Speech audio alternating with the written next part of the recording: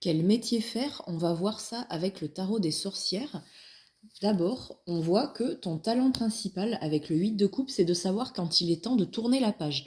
Tu as cette lucidité qui fait que tu ne restes pas coincé dans une situation qui n'a plus de sens. Tu avances même si ce n'est pas facile et ça, c'est une vraie force.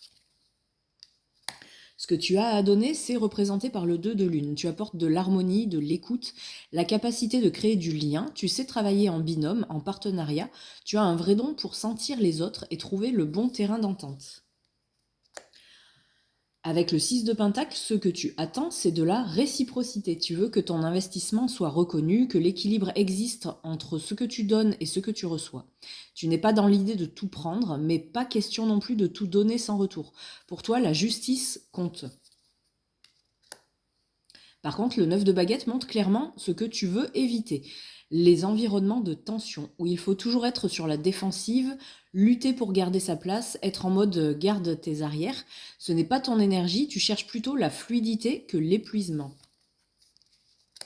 Le domaine dans lequel tu peux évoluer se reflète donc dans le 2 de Pentacle. C'est un univers qui demande de l'adaptabilité, de savoir jongler entre plusieurs projets, plusieurs rôles.